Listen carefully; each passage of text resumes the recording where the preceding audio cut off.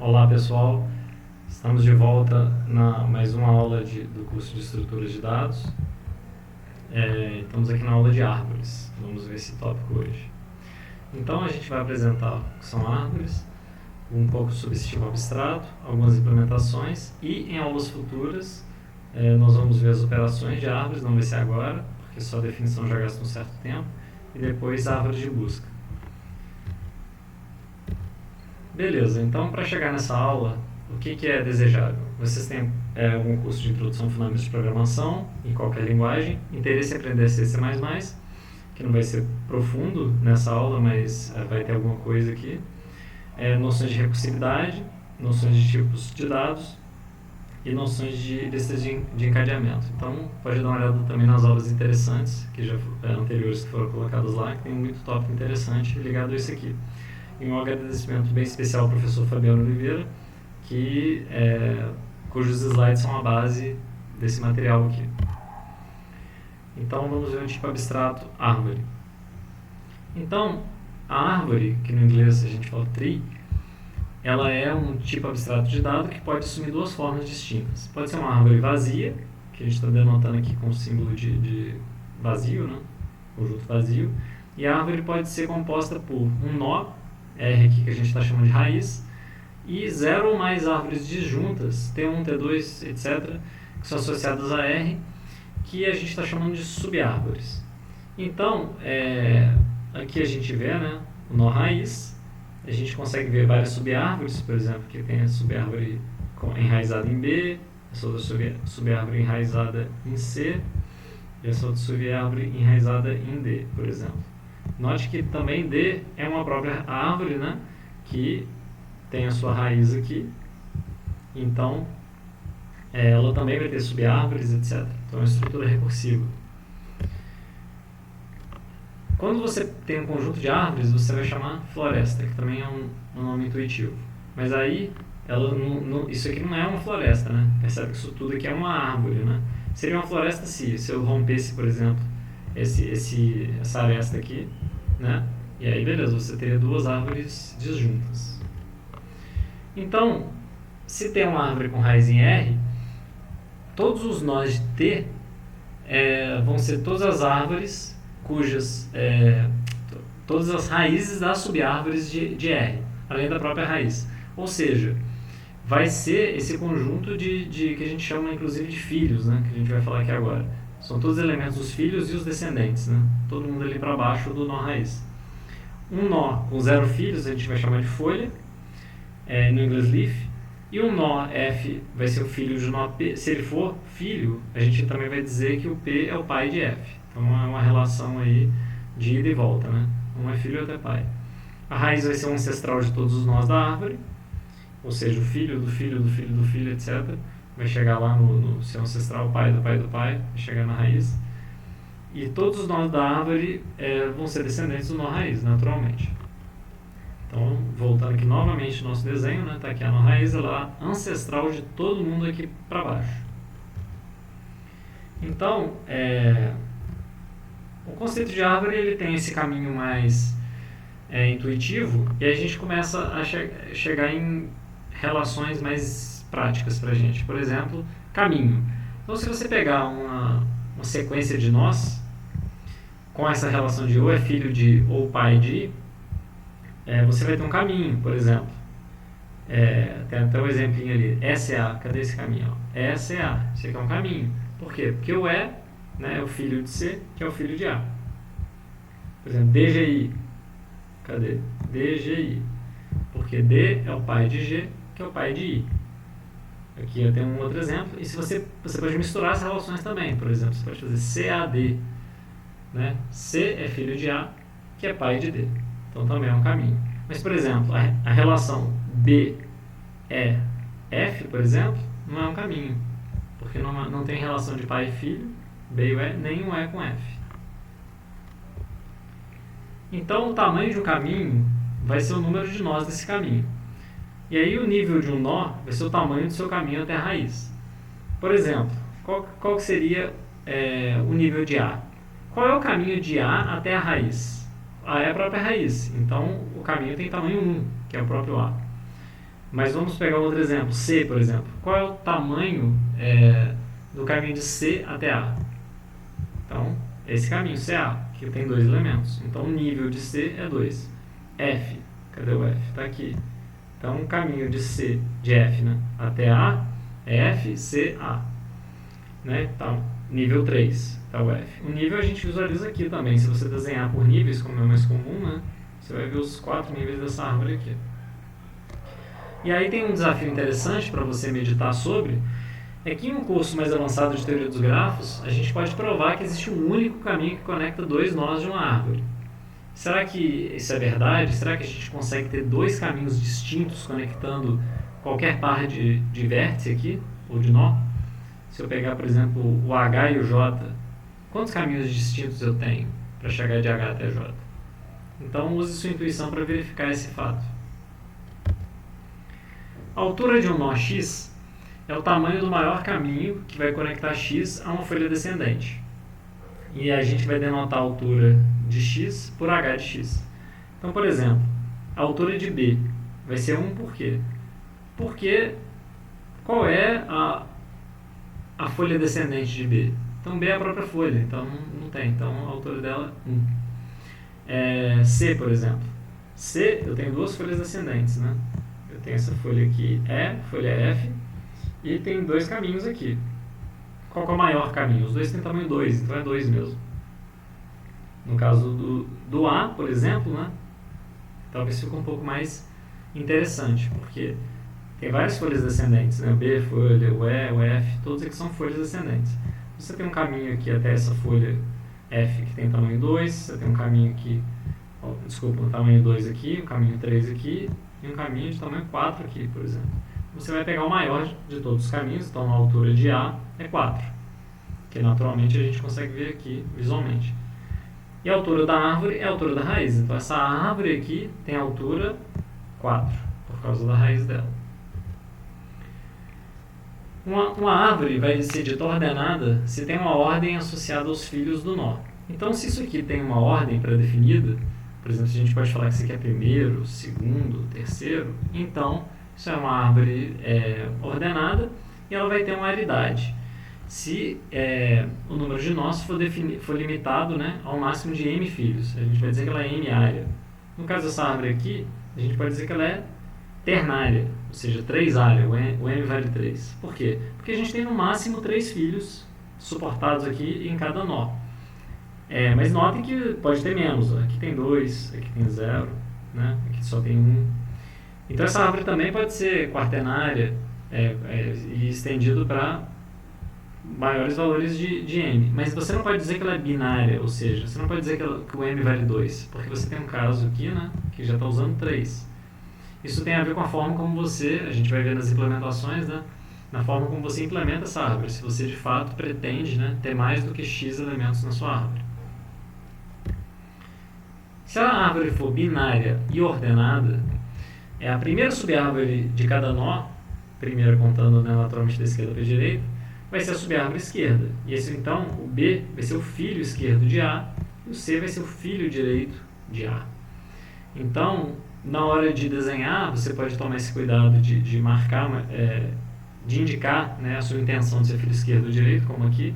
E no caso aqui o F, então, seria o filho direito de C, naturalmente. O C não tem filho esquerdo, né?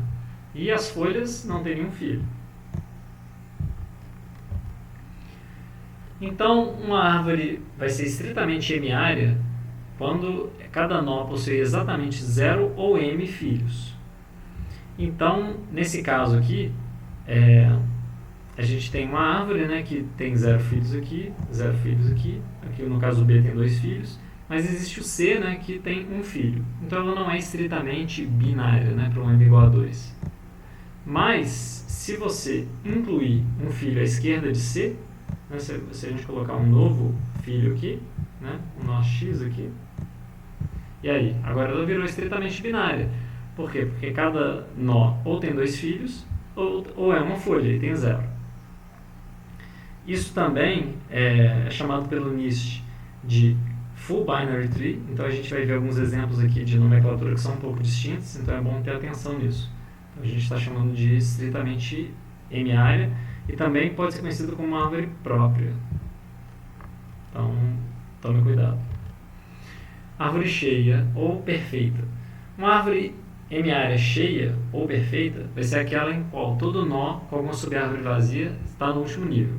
Ou seja, ela está cheia, né? Ou seja, você tem todos o máximo de filhos que você pode ter. No caso de uma binária, o máximo é 2. E aí, só não vai ter filho aqui nas folhas, né? E aí note que, imagina que estivesse faltando aqui o F, né? Ela já seria cheia? Não seria cheia, por quê? Porque o C poderia ter 2 filhos, mas só estava usando um dos 2. Isso aí também é chamado de árvore perfeita, e no NIST, isso aqui é chamado de Perfect Binary Tree, ou generalizado para Perfect K-Array Tree. Tem gente que chama também de full, que seria a tradução mais de cheia, mas preferencialmente é perfeita. Árvore completa. Uma árvore M-área completa é aquela em que todo nó com alguma subárvore vazia vai estar no último ou penúltimo nível. Então isso aí é um pouco diferente, né, do que a gente viu agora da árvore cheia ou perfeita, em que só tinha folha aqui no último nível, e agora você pode ver que está faltando filho aqui também no penúltimo nível, né? O C poderia ter um filho, mas está faltando.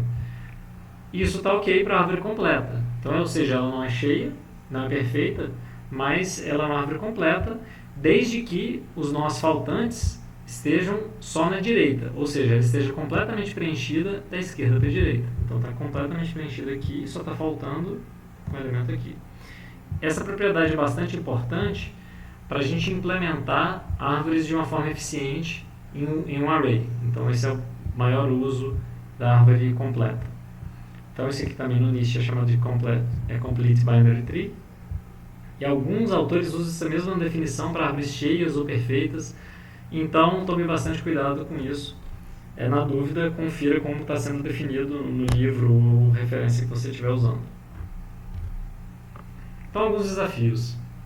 Qual que é a altura máxima de uma árvore binária com N nós? Então se ela tem N nós, qual que é o máximo de altura que você consegue fazer? Se você esticar ela ao máximo, né? E aí como é que ela ficaria? E qual a altura máxima de uma árvore estritamente binária com N nós? Agora já é uma restrição um pouco mais forte aqui. Ou seja, você não pode só ter um filho, né? E você é obrigado a ter 2 ou 0. Qual a altura mínima de uma árvore binária? Se você compactar essa árvore, diminuir a altura ao máximo. E aí, como é que ficaria? E numa árvore cheia com N nós, qual é o número de nós que ficam no último nível? Também é uma propriedade bastante interessante. Então pensem sobre isso e eu já vou dar aqui as respostas para vocês pensarem depois. Implementações. Agora a gente vai abordar 2 tipos de implementação para esse tipo abstrato árvore, que é a sequencial e encadeada. Então, no momento, a gente não vai apresentar as operações, como eu falei, isso vai ficar para a próxima aula, para não estender demais o vídeo. E aí, então, a gente vai focar primeiramente na representação interna da árvore. A razão é que existem vários tipos específicos de árvore também, que não vão compartilhar das mesmas operações, então as operações vão variar um pouco de acordo com o seu propósito em cima dessas árvores. Então, no curso, a gente vai ver alguns tipos específicos de árvore, mais para frente, aí a gente vai listar as operações delas. Então, vamos dar uma primeira implementação mais genérica, que é a implementação encadeada, né, para uma árvore M-área. Como é que a gente pode fazer isso? O jeito mais intuitivo, estamos definindo aqui, né, a constante M, que é a aridade da nossa árvore, no caso aqui é uma árvore ternária, né? E aí, a gente está dizendo que cada nó dessa árvore, ele comporta uma chave, que é o dado em si, e comporta um vetor, que a gente está chamando de nós filhos, que aponta para o próprio, um vetor de apontadores, né? Para esse mesmo tipo, né? Que é um tipo que a gente está chamando de nó enq 1, desse agregado nó enq 1. E a gente tem m filhos no máximo aqui. Então isso está definindo a aridade da nossa árvore, né? E a árvore em si, ela pode ser definida com um campo, que é um ponteiro raiz, que aponta, né, para o primeiro nó da árvore, que é a raiz da árvore. Então, a partir desse nó raiz, você consegue percorrer toda a árvore. Por quê? Porque você vai cair em um nó, esse nó vai ter já a chave, que é a chave da raiz, e aí você vai ter uma lista aqui de filhos, dos m filhos, no máximo, né? Caso você não use, você pode deixar aquilo como 0 ou nulo. e vai usando, e naturalmente as folhas vai ter todos os filhos setados como zero, que aí ela não tem filho. Está aqui uma representação visual dessa estratégia. Então você tem um ponteiro em algum lugar que é o raiz, né, que vai cair aqui no A, né? E aí você tem o seu vetor, que a aridade aqui está definido como 4, né, vocês podem perceber. E aí o primeiro filho está aqui, o segundo filho aqui, etc. Então não foi utilizado esses dois filhos da aridade 4. Agora vamos para uma segunda implementação, em que a gente está considerando uma alocação encadeada dos nós, então a gente está evitando aquele vetor pré-alocado interno, porque se vocês perceberem bem, isso causa um certo desperdício, né? A folha B e C está desperdiçando esse espaço, né? E a folha e a raiz A está desperdiçando esse espaço. Então a gente não precisava disso, né? Então, o que a gente vai fazer agora? Estamos definindo a aridade de novo aqui, máxima, né? No caso M, igual a 3. Cada nó, então, agora vai ter uma chave, que é o conteúdo, né, desse nó. E aí a gente tem dois ponteiros apenas que está indicando quem é o próximo elemento, né, se você o irmão, né, daquele nó, e quem são os filhos. Então é um apontador para o primeiro dos filhos. Então aqui a gente está usando um único ponteiro, percebe? Apesar da nossa aridade ser 3, a gente só está gastando dois ponteiros. Isso aqui não é mais um vetor de ponteiros. E a gente vai ver visualmente como é que isso fica. A raiz aqui, no caso, é um apontador igualzinho a Enq1, né, que ela simplesmente aponta para a raiz da árvore. Então, para a gente representar aquela mesma árvore que a gente tinha visto, né, que era o A, né, com o B. Então, o que a gente tinha era o A aqui, né, o B e o C. Olha que interessante. Como é que fica agora? A gente tem um ponteiro raiz, né, que cai no A. E aí no A, você tem a opção de usar o ponteiro próximo, se ele tiver um irmão. No caso não, a raiz não tem irmão. E o ponteiro para o primeiro dos filhos, no caso é o B. Então o B também tem a opção de apontar para o irmão dele, que seria o próximo. É como se fosse uma lista encadeada aqui. Então o B, você chega no C. O C, você não tem mais irmão, você também não tem mais filho. Então seria 0 aqui nos dois. E o B também não tem filho. Naturalmente, quem não tem filho, né, é folha. Então no caso aqui, 0, 0. Então, isso é uma coisa interessante, porque é uma árvore ternária, mas você, de uma forma muito compacta, você usou apenas dois apontadores por nó. E isso, então, traz para a gente uma implementação mais específica, né, que também está usando só dois apontadores, que a gente está chamando aqui de esquerda e direita. E agora essa árvore não é mais M-área genérica, ela é uma árvore binária específica, né? Então a gente não tem mais o M em nenhum lugar, e ela é bastante simples, né? A gente tem aqui a estrutura principal da árvore, que só tem um nó raiz, que a gente está chamando de Enq3 para cada nó. E aí cada nó tem a chave, que tem o seu conteúdo, e note que a gente está usando esse termo chave, né? Que já tem uma conotação mais de busca, que é diferente um pouco de dado, né? Que a gente usou na parte de pilha e fila, que é digamos, um nome mais genérico. Então aqui já tem uma conotação de busca, embora a gente não tenha nada de busca nessa aula, a gente ainda vai ter, né? Naturalmente a árvore é uma estrutura de dados muito útil para operações de busca, a gente vai ver isso. Mas voltando aqui, né? Então a gente tem dois ponteiros, e note que isso é muito parecido com aquele exemplo anterior. Então aqui também tem dois ponteiros, consegue ver? Ó, dois ponteiros. A gente só mudou o nome desses ponteiros. Então, isso já leva a gente a entender que qualquer árvore, então está aqui a representação, né, visual, né, o A, B e o C, filho esquerdo e filho direito, é bastante direto, né, e as duas são folha, tudo zerado. Isso então leva a crer que a gente consegue converter uma árvore qualquer com a aridade mais alta, por exemplo aqui, né, uma árvore ternária, a gente consegue converter ela em uma árvore binária. Então, se o elemento, no caso a gente tem o ponteiro raiz, né, aponta para a raiz aqui, e dele você vai decidir, né, se você tem algum irmão, no caso aqui não tem, então você parte para o primeiro filho, que é o B, e esse B vai ter um ponteiro, né, que levaria o próximo irmão, que no caso seria o C, né, depois o C também tem um ponteiro que leva para o D, mas esse ponteiro agora está sendo representado por uma aresta aqui, né, que é o filho direito desse nó. É como se fosse um filho direito, né? E o filho esquerdo seria o filho verdadeiro. Então, ou seja, a gente consegue converter essa representação de árvore nessa aqui e vice-versa. Então, isso é uma propriedade interessante que mostra o tanto que árvores binárias são muito importantes para a gente. Porque se você é capaz de operar com árvore binária, você teoricamente consegue operar com qualquer realidade mais alta. Então, vamos focar, né, nas árvores binárias. Então, agora, vamos dar uma implementação sequencial que utiliza um array para armazenar os dados. Então, agora não tem mais encadeamento, né? Então, é uma estratégia bem mais direta de fazer essa árvore e os dados vão estar no espaço contíguo de memória. Então, a vantagem é que você aloca já aquele bloco e bota a árvore inteira lá.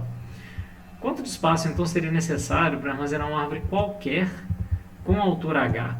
Então, note que a altura da árvore, ela denota vários tipos diferentes de árvore. A árvore poderia ser uma coisa assim, bem direta, né? Só um filho direito, só um filho esquerdo, um filho direito. Ou pode ser uma coisa realmente mais... uma árvore cheia, né? Por exemplo. E aí, então a altura da árvore, se você notar bem aqui, ó, então a gente tem aqui, digamos, a mesma altura, mas aqui tem muito mais nó do que aqui. Então, você precisa de pré-alocar muito espaço para garantir, né, de fato, o armazenamento a uma certa altura H. Então, isso é um problema da implementação sequencial, né? Então, você tem que pré-alocar um número máximo de elementos, a gente está chamando de max n aqui. Então, a gente tem essa constante aqui no valor de 50, né, nesse exemplo. E tem um agregado árvore sec1, que ele contém um vetor de elementos aqui, então assim, de 50 elementos, então, ou seja, a árvore inteira está nesse árvore sec1. O nó raiz já está pré-definido na primeira posição. E aí, quantos níveis a gente vai ter nessa árvore com 50 elementos? Então, já tem aqui a dica. Essa árvore cabe no máximo 6 níveis. Por quê? Porque à medida que você vai dobrando, né, o seu número de elementos por nível, como ela é binária aqui, no caso, a operação inversa aqui seria um log, né? Então significa que para comportar um número muito grande de níveis, digamos assim 10 níveis, você precisaria de muito espaço, por exemplo 2 elevado a 10, seria 1024. Então à medida que você aumenta o número de níveis da sua árvore, como você pode ter qualquer árvore ali, qualquer formato de árvore, você precisa de muito espaço. Então imagine uma árvore com profundidade 20 ou 30, você precisaria de pré-alocar praticamente a memória inteira do computador e você talvez tivesse uma árvore naquele padrão, como eu falei, aquele padrão degenerado, né, que eu falei para vocês, pode ser inclusive um padrão assim, ó, só um filho direito, só um filho esquerdo, um filho direito, esquerdo, e aí você gasta a profundidade, mas com a memória inteira do computador. Então tem que tomar muito cuidado. E é por isso que a gente evita esse tipo de situação, né, em que você tem árvores degeneradas. A gente não gosta disso para a implementação sequencial. Para isso é melhor você usar uma implementação encadeada. E aí, então está aqui. Para você implementar, então, o ideal é que você represente essa árvore por níveis. Então, por exemplo, está aqui o primeiro nível, segundo, terceiro nível. Então, no primeiro nível tem o A. No segundo nível você tem o B e o C, inclusive o nível está completo, né? O máximo de físico poderia ter. Já no nível 3, você poderia ter mais um filho aqui, por exemplo, um X, né? E aqui você poderia ter um Y. E onde o X e o Y estariam ali? Ixi, meu Y saiu aí. Beleza, então o X estaria aqui, né? E o Y estaria aqui. Então, está aqui fechado esse nível. Mas então ficou esse espaço vazio. Né? Então, à medida que você tem mais níveis na sua árvore, e se a sua árvore não tá cheia, você está desperdiçando espaço. Então, é por isso que a gente recomenda que isso aqui seja usado só para árvores completas. Né? Completas ou cheia, o ideal é que seja cheia. Né? Mas a questão é que, para um número variável de n, pode ser que você não consiga garantir, né, que exista uma árvore completa, uma árvore cheia daquele tamanho.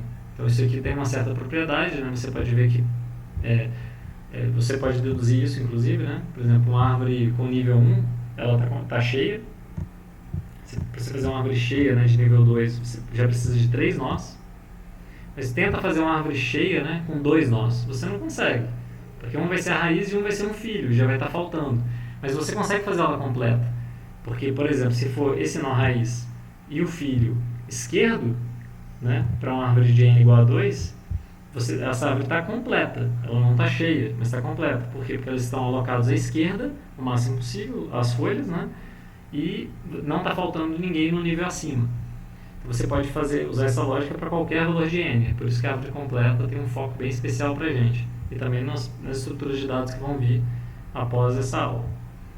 Então, uma dica, né? Onde vai ficar o primeiro elemento de cada nível da árvore? Então, se você pensar, existe uma certa lógica aqui, né? Para achar o primeiro do primeiro nível, o primeiro do segundo nível, o primeiro do terceiro. Então, tá vendo que esse espaço vai aumentando, né? Isso tem um pouco a ver com o quê? Com potências de 2. Por quê? Porque a árvore vai dobrando de tamanho, por ser binária. Se ela fosse ternária, né, por exemplo, essa lógica seria um pouco diferente. Então, sendo binária, você pode ir dobrando a quantidade de elementos que cabe em cada nível. No primeiro cabe 1, depois cabe 2, depois cabe 4. O que é uma propriedade também bem interessante, porque a maioria dos elementos vão estar sempre no último nível. Se você parar para pensar, a quantidade de elementos que está aqui, quando você dobra a capacidade, ele representa praticamente toda a sua árvore. Então significa que é uma árvore bastante densa e com muito elemento na folha. E aí, como é que você pode localizar um elemento nessa árvore sequencial? Então, dado um elemento arbitrário aqui, um elemento i, da posição i no vetor, que é esse elemento v, como é que eu acho o pai dele? Como é que eu acho os filhos dele? Então, você pode usar uma lógica bastante simples. Você pode considerar, se a sua contagem for de 1 até max n, dependendo da sua implementação, você vai simplesmente usar o piso de i sobre 2, que é o pai, e 2i e 2i mais 1, que são os filhos. Como eu falei, ela sempre dobra, né? Então o primeiro filho vai estar na posição 2i e o segundo filho, o filho direito, na posição 2i mais 1. Vai estar do lado, né? Sempre os irmãos. E se você estiver implementando como a gente em C++, você vai acabar preferindo um modelo 0, né? Contagem de 0 aqui. E aí, como é que vai ficar esse cálculo? Então já fica aqui a dica. O que vai acontecer é entrar o menos 1 aqui, né? Então, e aqui vai somar mais 1 nos filhos. Então, aqui termina essa parte de implementações e a gente se vê na continuação dessa aula. Obrigado.